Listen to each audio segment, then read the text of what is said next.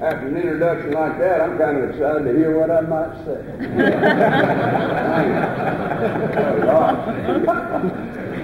I am so thankful for the community of golfers. Largest social community on the earth, over 1 billion of you. And it's such a thrill that Dr. Greg Rose and his team supports truest truth in principles of health and performance. And I just love that. And I appreciate him bringing me here. Whenever there's a group of people like this, I realize you may not all know one another.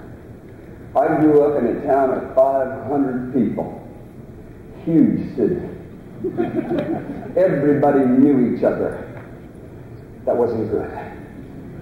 But anyway, I think it's important to meet someone new whenever you have this kind of a gathering, so if it's okay, what I would like you to do is to look to your left, right, behind you, in front, whatever, lock eyeballs of someone you haven't met, and then just repeat after me. It's important to meet new people, so go ahead and look around, and then just repeat after me. Here we go. Say, I sure am glad that I'm not ugly as you. Sorry about that. I can get away with that because I know I'm the ugliest guy in the room. In fact, I used to feel bad about looking like I look. But then, years and years ago, I realized, just be yourself. Everyone else is taken. So I agree with that kind of philosophy. Anyway, I was born in Star Valley, Wyoming. When I was about 3 years old, we moved out to the Nevada mountains to a mining camp called the Hell Hole. I never knew why they called it that until years later I went back. They named it right. I used to come down from the mining shack down an old dirt trail every single morning to pick up the newspaper and the mail from my mama and hike back up the trail. And every once in a while, there's an old cowboy on a horse coming up to get his newspaper. And he'd always look down at me and he'd throw out a little bit of cowboy wisdom. And I loved that wisdom. I remember the first time he looked at me and he said, "Boy, don't you ever kick a fresh turd on a hot day." So what are you talking about? I tested it and it's not a good idea. I remember another time he rode up and he looked at me and he said, "Boy, don't you ever pee against the wind." He was right again. Another time he said, "Never squat with your spurs on." These guys know what they're talking about. I'm looking at some of your faces and I'm realizing I better clear this up. You're sitting there thinking, how does he get a mustache like that? So being a cowboy, I'll just shoot straight with you and get it out of the way and we'll get into what we're doing. I leave the mustache natural and I bleach this white. Thank you.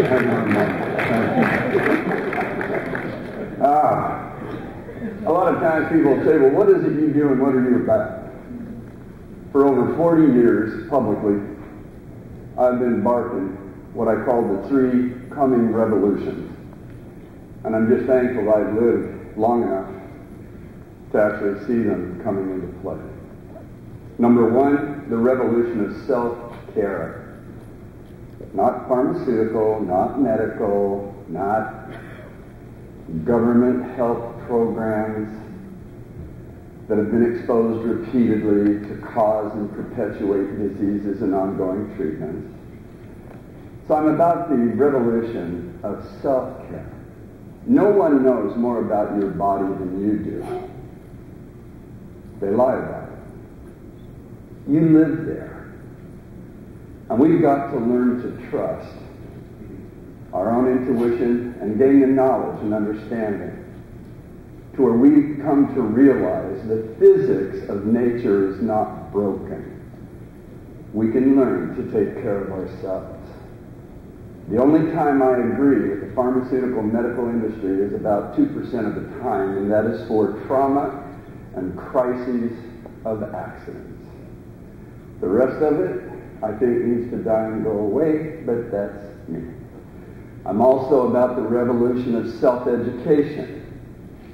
It's been exposed repeatedly over the decades by educational scientists who investigate the public educational system.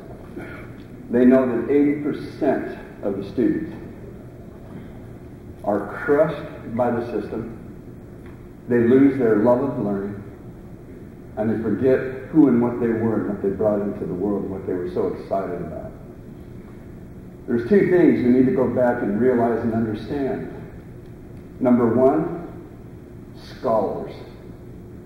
I absolutely love and adore and embrace scholars. Academics,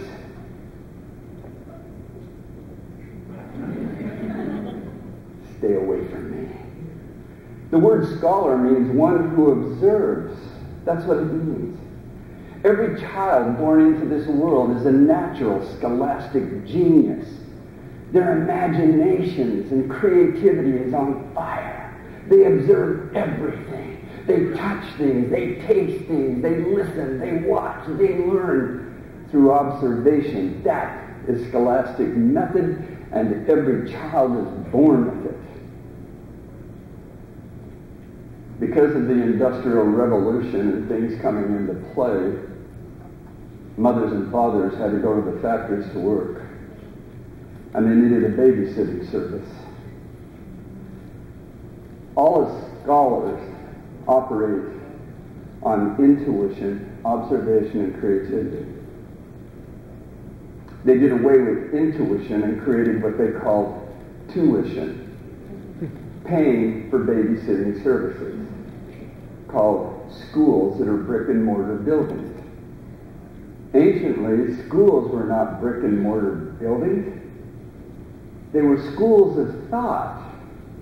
When groups of people that were interested in the same things gathered together and had open discussions and forum and debate, and they would think about it, then they'd ponder it, and they'd have epiphanies and downloads of moments of pure intelligence where new creative ideas would take the present knowledge to the next level. Those that were new to the group were apprenticing. Those that had been there for some time were journeyers. And those that had been there a long time were master crafters.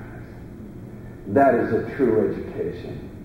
You look up the word education in a dictionary printed pre-1940, before the book burnings of all the books in the 1940s, to get rid of the original meaning of words, to burn the books about self-healing and self-care that were put into place by the healers. And you look up that word education pre-1940, it means a deepening of insight. Today, education means you graduated from university. You were a good little chant memorizer. You went to a brick and mortar building. You sat in neat little rows of desks, and you were handed pre-selected answers that you had to chant, repetitively memorize, to stick in blanks on exams to get a good grade. You got a good grade. Anyway, I'll calm down there. I usually go off on that for about 2.5 hours. The other revolution I'm involved in and have been for quite some time is teaching and helping people to remember and understand what it means to be a sovereign being. The revolution of self-government. Understanding your civil liberties and your rights, because they are slowly being taken away from the very descendants of the mothers and fathers of America who risked their lives to bring you an opportunity to live your life and to have liberty and to pursue what gives you pleasure and joy. There are 18 states in the United States right now where rights are being taken, funded by the pharmaceutical industry, to put into place government and state laws and policies. You don't vaccinate your child and play Russian roulette with their life by getting vaccines and immunizations that can cause arterial collapse, diagnostics of leukemia, autism, and brain disorders. You're not willing to risk that. They can take your child away, adopt them out to someone else without your knowledge or your consent. Welcome to America. So anyway, I'm here today to talk about self-care. So I'll leave the others alone. And I realize in the next few minutes that I have with you, I may say some things, and maybe I already have, that could be very offensive. But I want you to know, I honestly did not come here to offend any of you. That's not what I'm about. I'm just thankful that I get a few minutes on this stage with you, face to face, just to share some ideas that I believe are worth contemplating, researching, experimenting with on your own self to find out if there's some truth or reality behind it. Anciently, your ancestors taught that truth comes in three levels. That there are those things that are true. And when you act upon the things you know to be true, it can take you to a level of things that are truer. And if you're willing to go through the pain and discomforts of change and embrace truer truth, it can take you to truest truth. What they're referred to as 24-karat gold nuggets that were pure and would never change. Your ancestors were brilliant. So, as I go into this thing, a lot of times people will say, how come you're invited to speak at medical symposiums like Cornell Medical, Johns Hopkins, LA Ford, Public Servants Medical Group in Australia, Hong Kong, New Zealand, Singapore, Korea, Japan. I mean, look at you. Why do these people come into the symposium of 1,500 to 2,000 doctors and they listen to what you have to? What is this? Whenever I'm at those symposiums, I always start off with two statements. And when I finish them, there's usually anywhere from 1 to 3 doctors, some of them even the directors. They get up, they start screaming right at me in the auditorium. Expletives, telling me what an idiot I am. They even throw me sign language, if you know what I mean, and stomp out and slam the doors. 20 to 30 minutes later, every single time I'm getting applause and even standing ovations. And it's not because of credentials. All authority is false. All authority is false. The only real authority is the truth. And people have an ability, an innate, inherent ability to feel truth when they're being exposed to it. Truth bears witness of itself.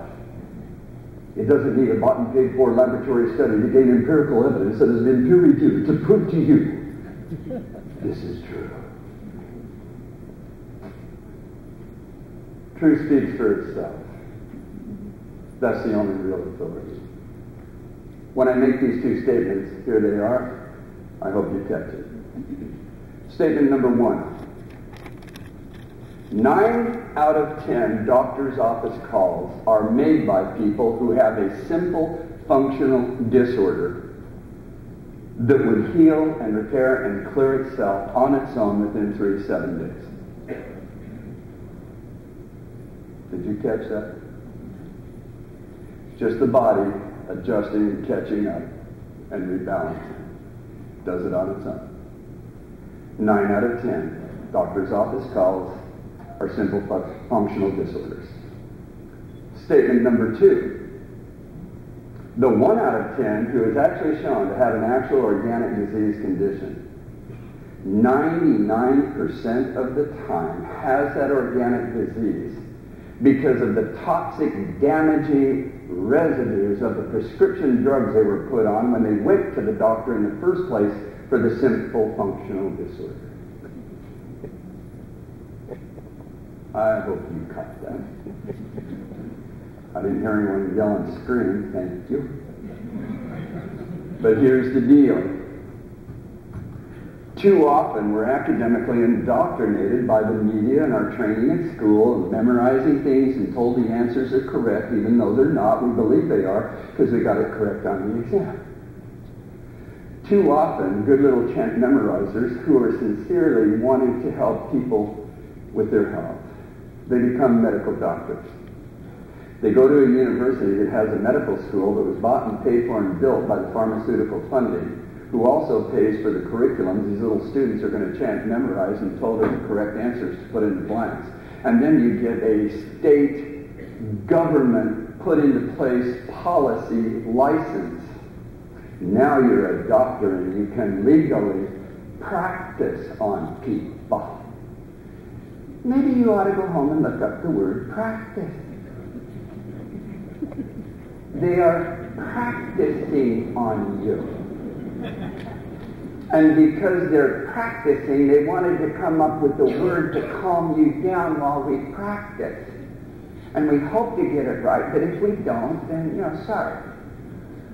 So let's call you patient. That way you might be patient with us while we practice.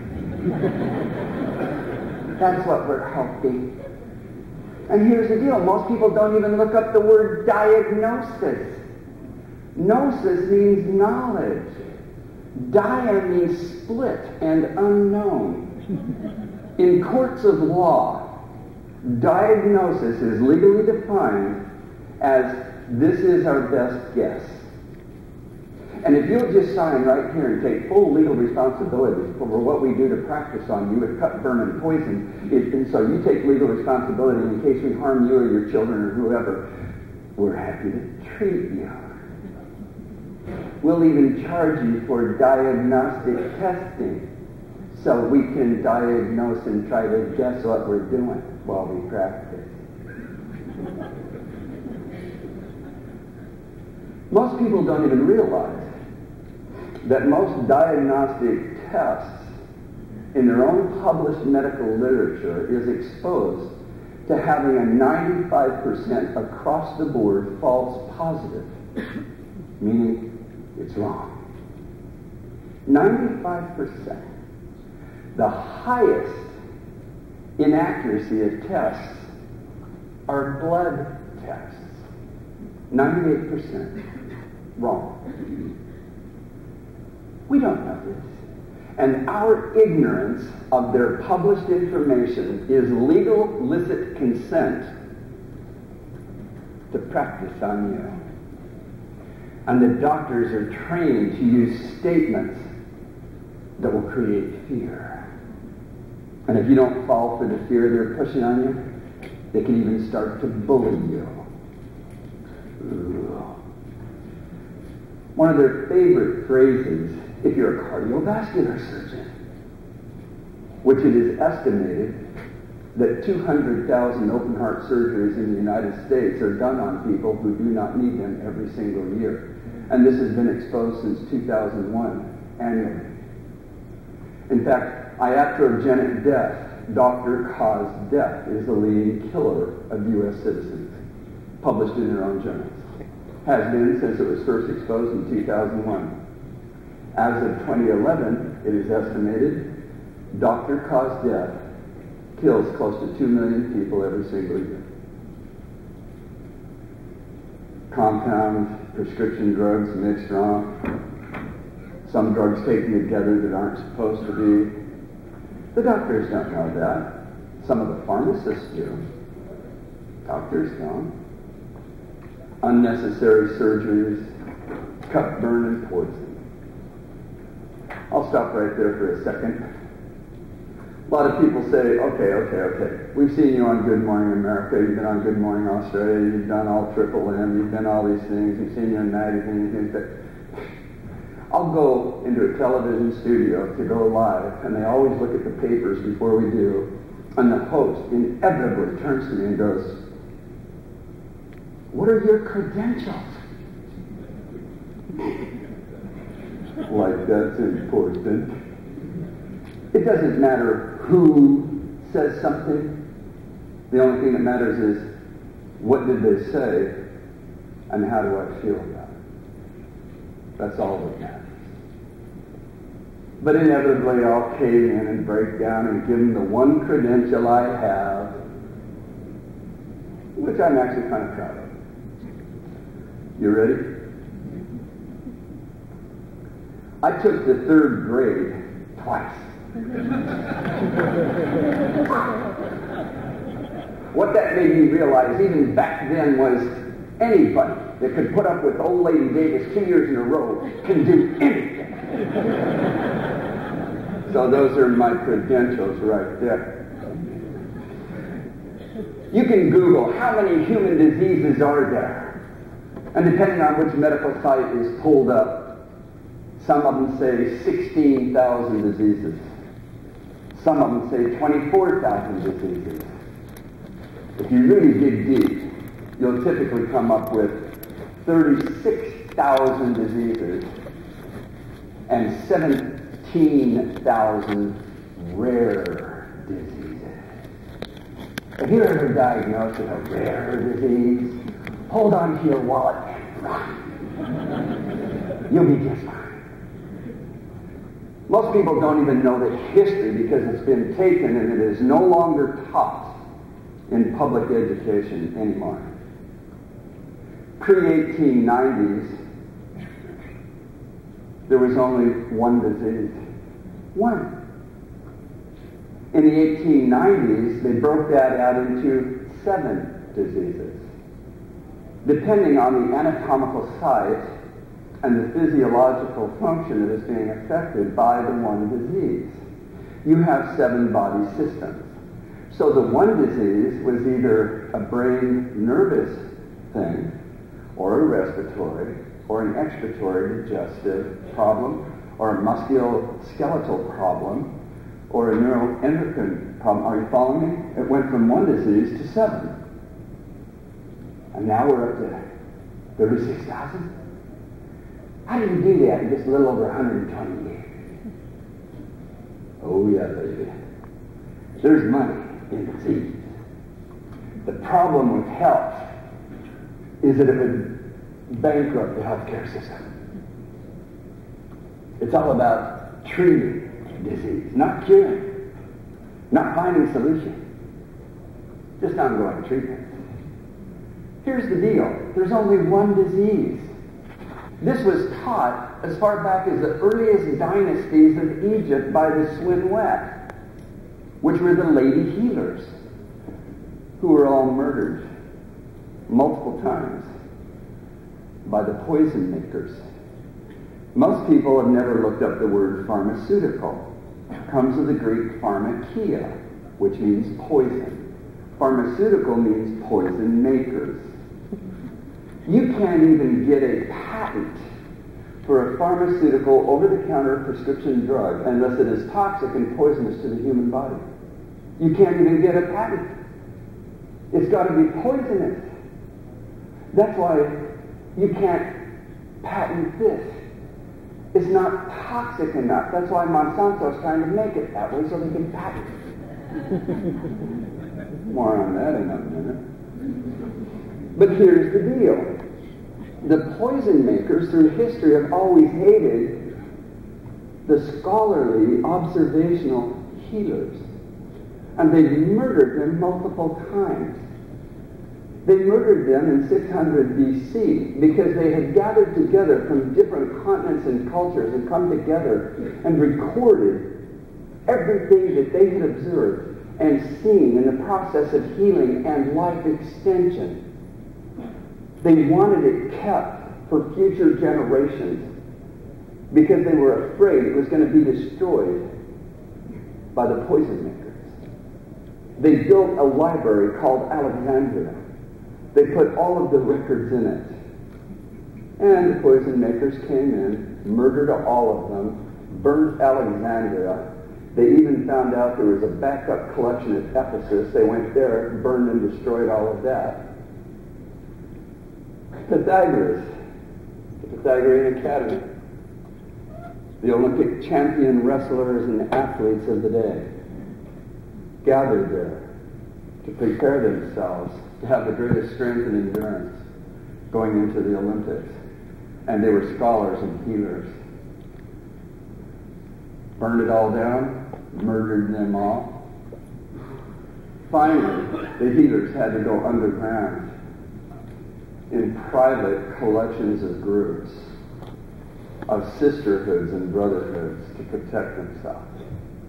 Finally, when the 13 colonies of the Americas were established, the healers left the different cultures and came to the colonies thinking they would have liberty and freedom to teach what they knew through thousands of years that was handed down in oral traditions from generation to generation that had been tested over time and distance in the human experience and gave consistent results. Not a bought and paid for upfront laboratory study that has to give us the result we're asking for, otherwise you're not going to get funded. This is in the human experience over time and distance. They murdered all of them. They were called the Wicca, the women of wisdom and healing. You probably know them as witches. Healing through principles of health and understanding the powers of the medicinals that we call plants and whole foods is toxic, witchcraft, deadly, got to be done away with according to the poison makers. Your ancestors knew things that is not amongst us anymore.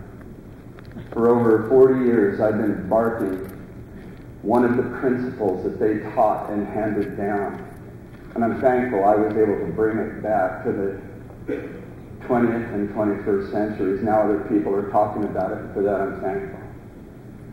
I spent over 17 years. I went to 33 different countries.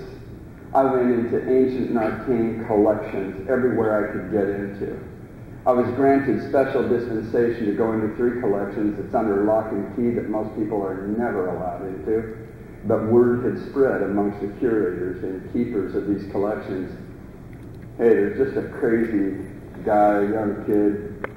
He's looking for an ancient meal that he thinks existed because it was read to him by some Sunday school teacher out of a book called the Bible. And our family was not religious. We didn't even go to church. I went once just because my friends kept asking me to every Sunday for 3.5 years. I finally got tired of it and went. Heard this little story about an ancient meal called pulse in the King James Version. Through my research, I found Pythagoras knew about that meal and called it the meal of Hercules. And through my studies, I finally have written a book that will be available December 1st, probably as an ebook and or a hard print copy. It's going to be very small. But it goes back to the origins of golf coming out of the earliest dynasties of Egypt. And that the golf was the way, because their philosophy anciently was pleasure is the highest good. Pleasure is everything. You watch little kittens, they love to play. Little puppies, they love to play. Any little animals that sit there and play. Even children, they love to play. And their imaginations are on fire, and they're happy and they're giggling until they go to school and say, don't you move. How come you got so much energy? Here, take this Ritalin. There's something wrong with you. We've got to drug them up. Slow them down. Yeah, we need drug-addicted little children. And so, play is everything. And the games, today what we call sports, were the process of making sure that as we grew older, we would take the time to play. Playing golf is critical. Its foundations was put into place by the Swinwet, the lady healers of Egypt. They wanted people to hit this little leather ball full of feathers and go around and put it in to hold. Most people don't even realize that golf is based on the teaching of the human body and the principles of health. Today, the studies in medicine is called enterology. Enter. Doorways into the clubhouse. That clubhouse was later called the temple, then the museum, then the library. Some cultures called it the teocalli. Others called it the abode. The word body means abode or place of residence. This is where you live. You're the clubhouse. And you have windows and doors of entrance and exits of discomforts, later called dis-ease. You have 9 of them that are the major holes of entrance and exit of discomfort or disease. 1, 2, 3, 4, 5, 6, 7, 8, 9. You play 9 holes out, 9 holes back.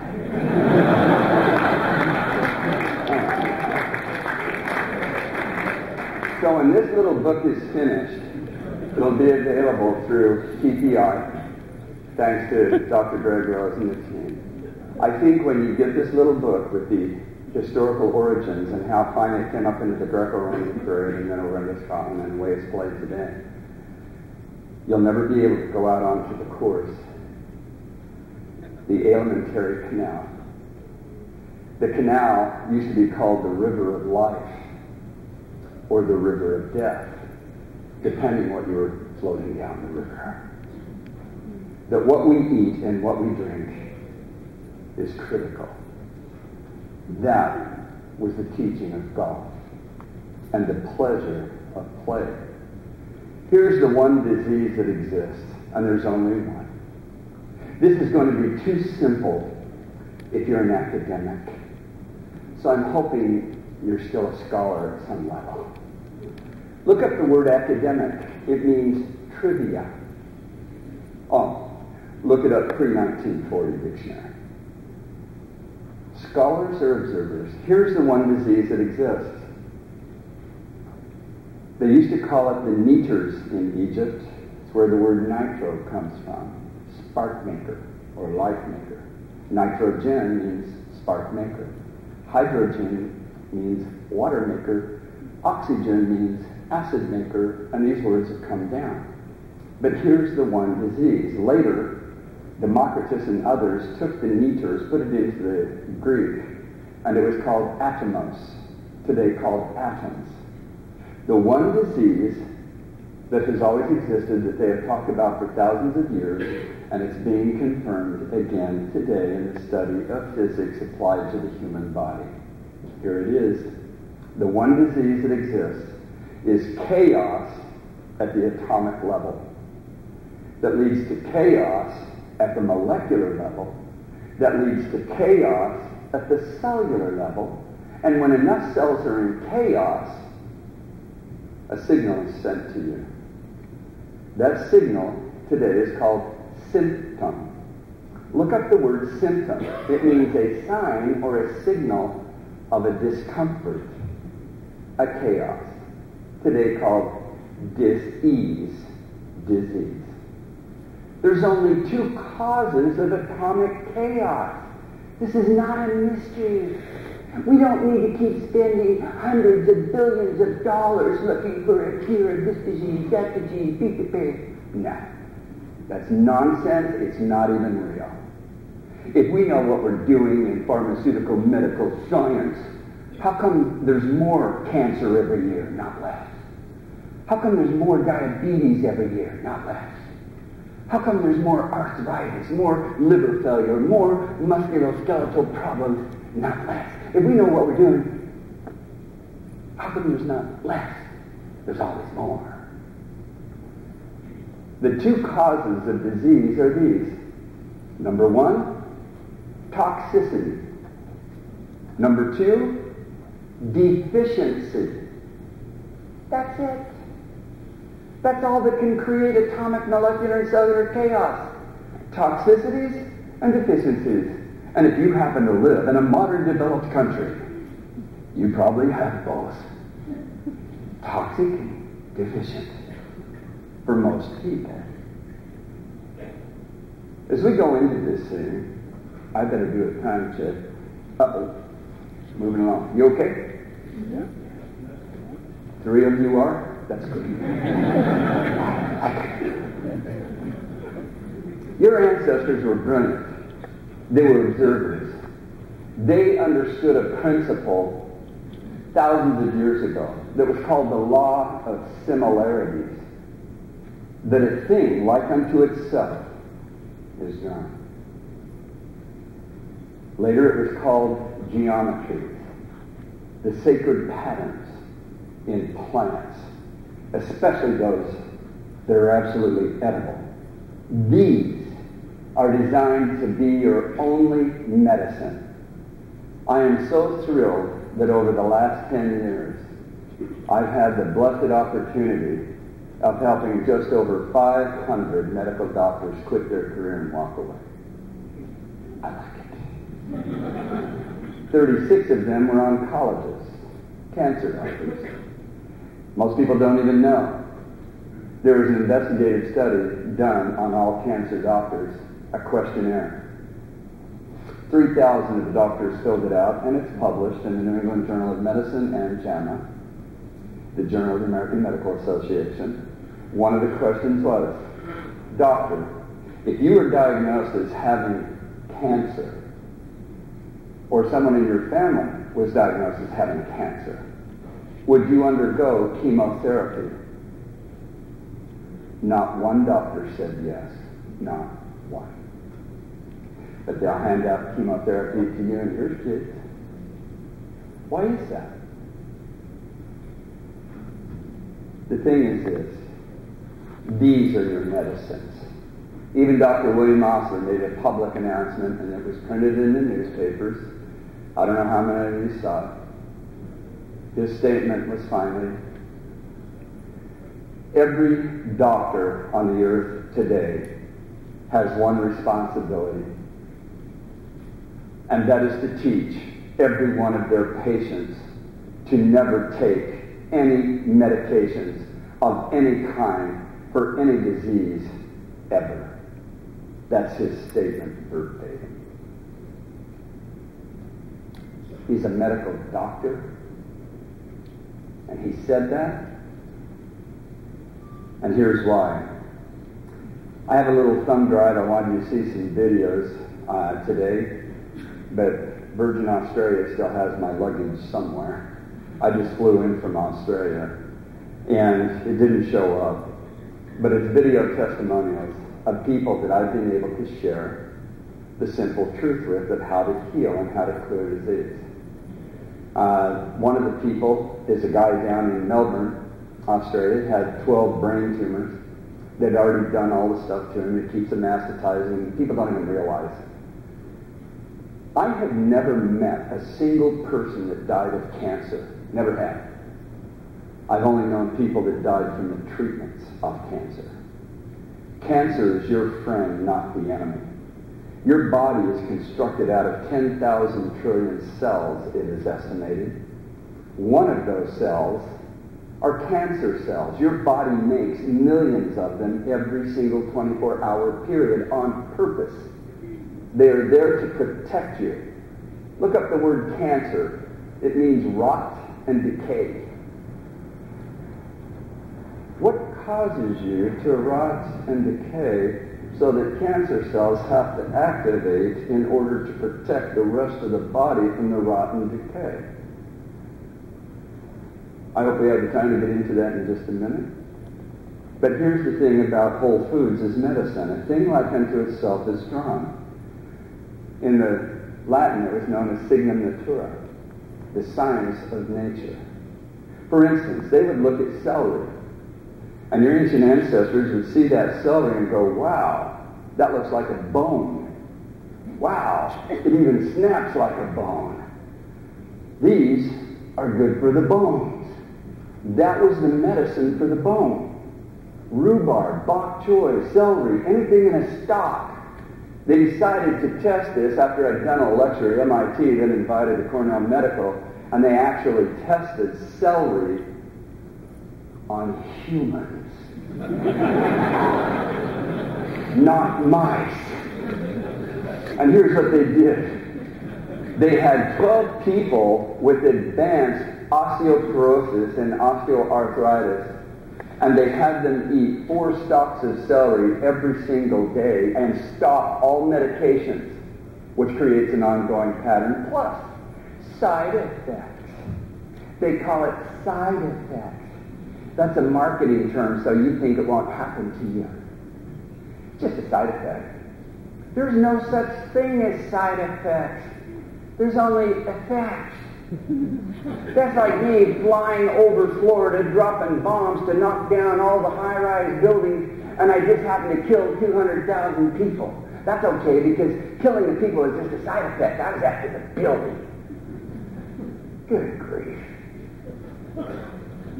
Every one of those people, within 9 months, had absolutely no bone problems whatsoever. And one of the things that I asked them to please do was to kick up this salt intake into these people. Not commercial salt that has added aluminum, called anti-caking. They even put aspartame in commercial salts to make it taste a little better, which is a neurotoxin, as most of you probably know. They had the celery, their conditions healed.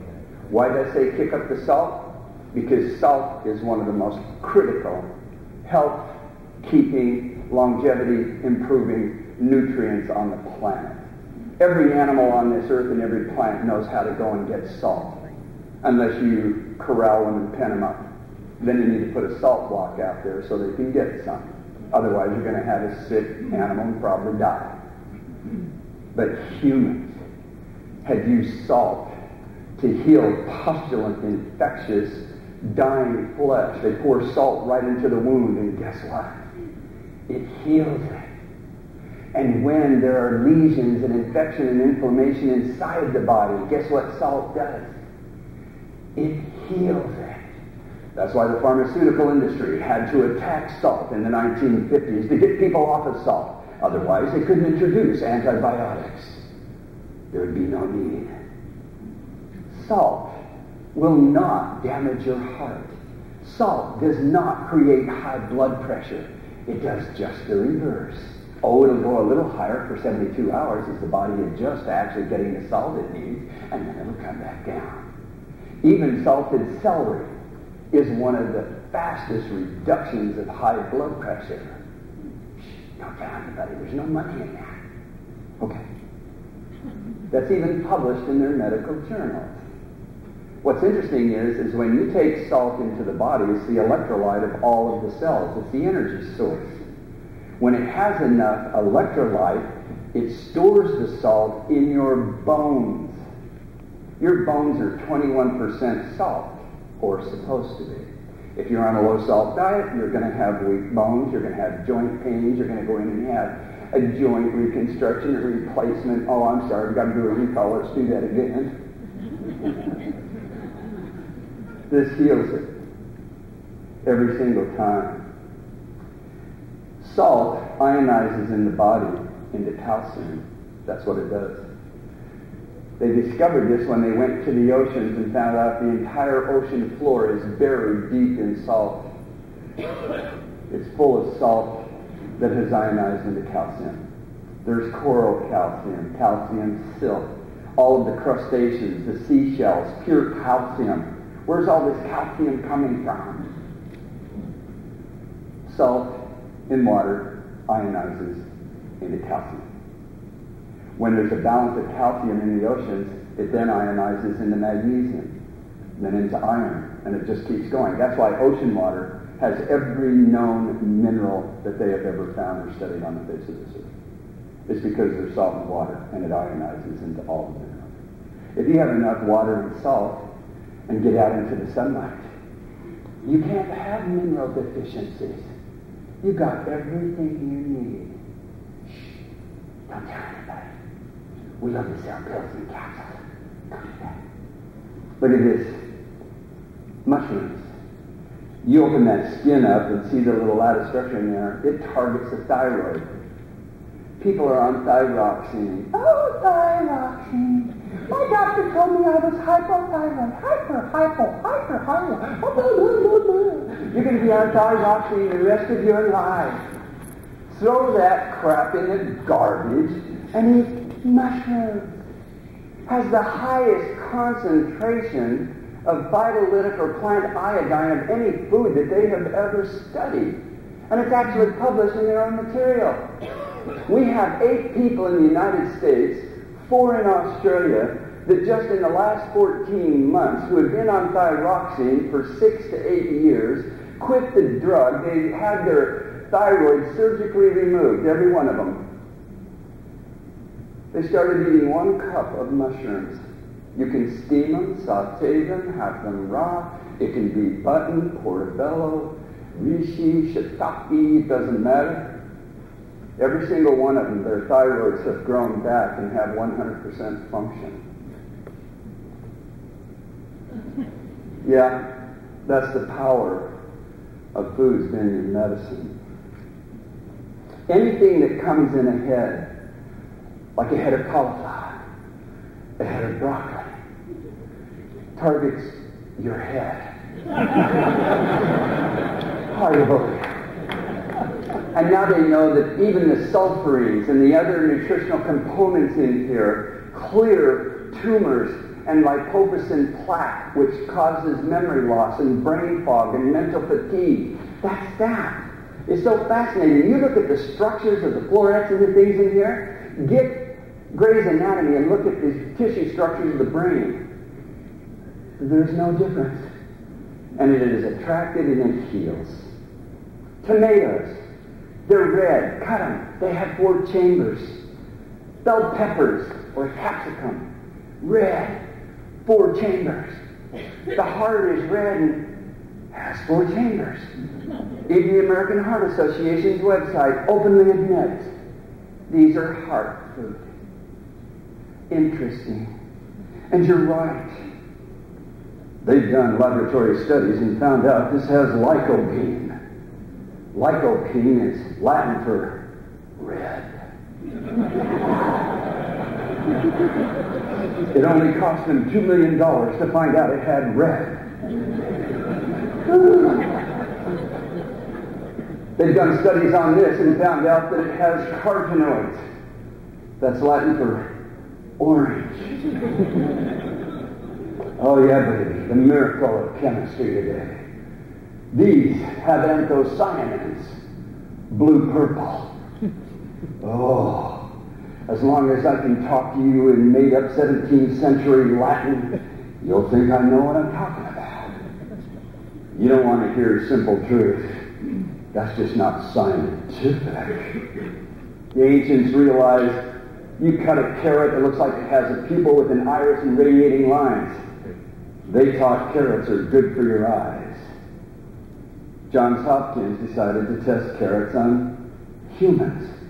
They had them eat 1 medium-sized carrot every single day for 7 days, and they found out it increases blood supply to the eyes by 25% in just 7 days. You keep it going and go through the discomfort of not wearing glasses and contacts, unless you're driving or doing something potentially dangerous. You keep eating carrots every single evening when the sun is coming down and turning orange, is what the ancients would have taught you to do. You did that every day. We have had over 1,000 people get rid of their glasses and contacts just in the last 5 years. But for some people, it's just very fashionable to wear them. Okay. Here's a fascinating food. They call it a walnut. It looks like the brain. Comes in a shell that looks just like the cranial cap. You break the nut open, and it's got the upper cerebrums, lower cerebellums. The walnut has a left and right hemisphere. It's even got wrinkles on it like the convoluted direct folds of the neocortex of the brain. They decided to test these at the University of California, Berkeley, on people. They found out these have the highest concentrations of all of the omegas of any food they have ever been able to study. Even more than murdered fish with their liver guts squozen out to get the oil in a capsule. This has higher, better omega-3, 6s, and 9s. Here's a part of the tree nuts that's fascinating. There's a part of your brain called the amygdala. That's Latin for almonds.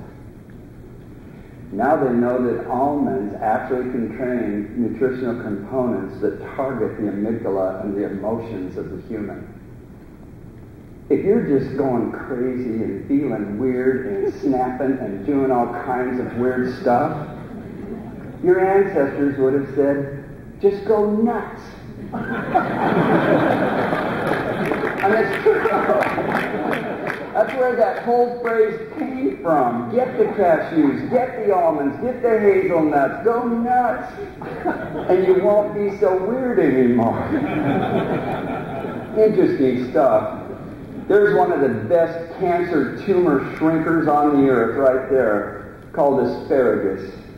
Has the greatest source of histones and other things that clear the toxicities that are created to cause the body to grow tumors. Doggone it. I gotta hurry up. An avocado. It looks like a womb and a cervix. You slice it, it's got one big giant seed in there. It's like a woman who's pregnant. So they tested this. University of California, Berkeley, Dr. Marianne Diamond, good friend.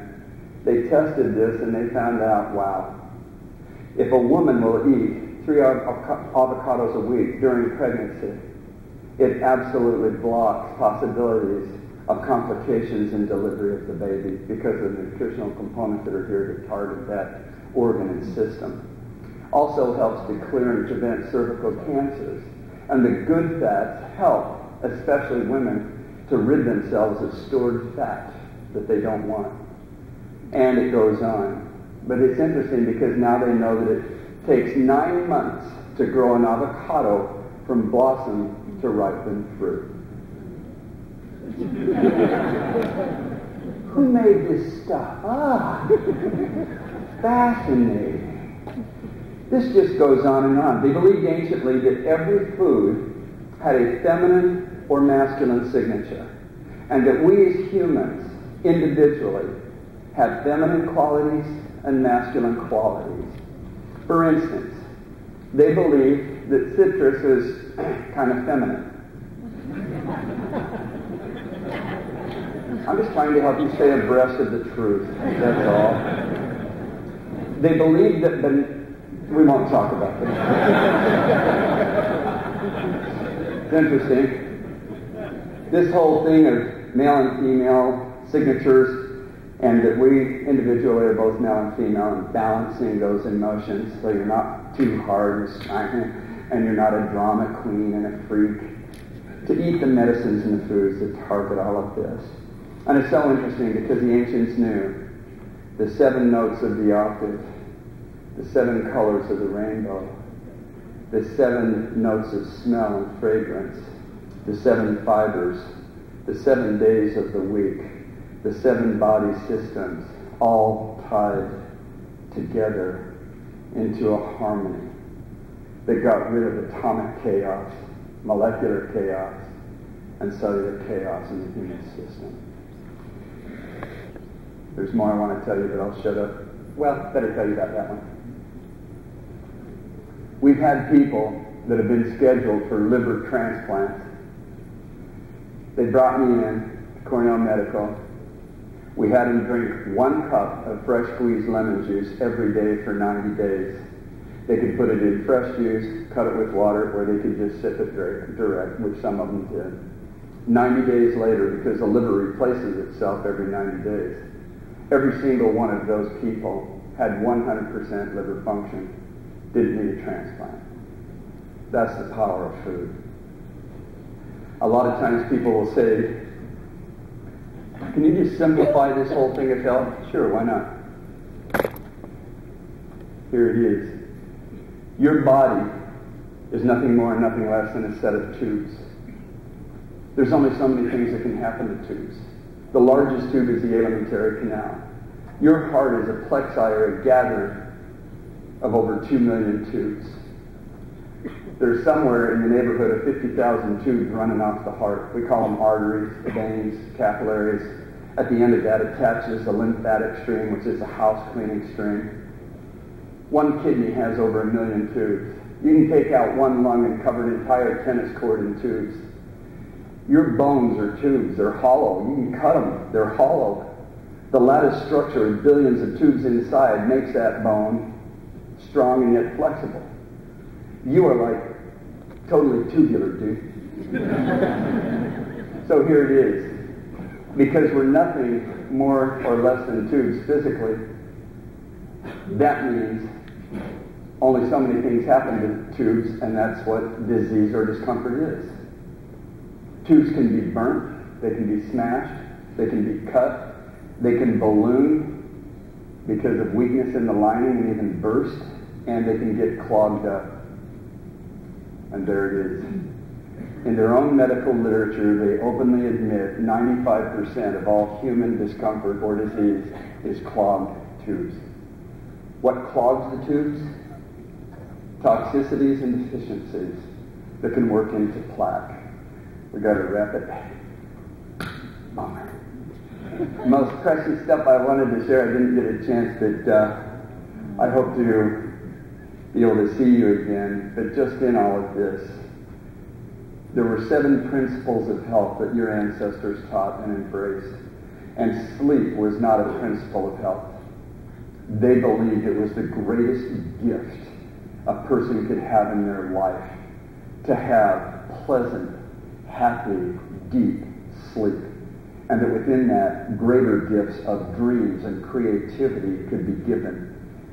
Without being embarrassed to admit it, by show of hands, how many of you have ever had a dream about a future event that actually happened? Sweet. How do you see in the future? I hope in the future I get to be with you and go deeper into the principles of health and the creativity and inventiveness that we have within ourselves, and how it is that self-care and self-healing is your responsibility. Know what you're taking into your body, what you're putting on your body, and where it is that health actually comes from, so that we can clear up any toxicity and overcome any deficiencies within ourselves, not through pills and capsules, but through embracing the physics of nature around us. I love and appreciate you people. We'll see you.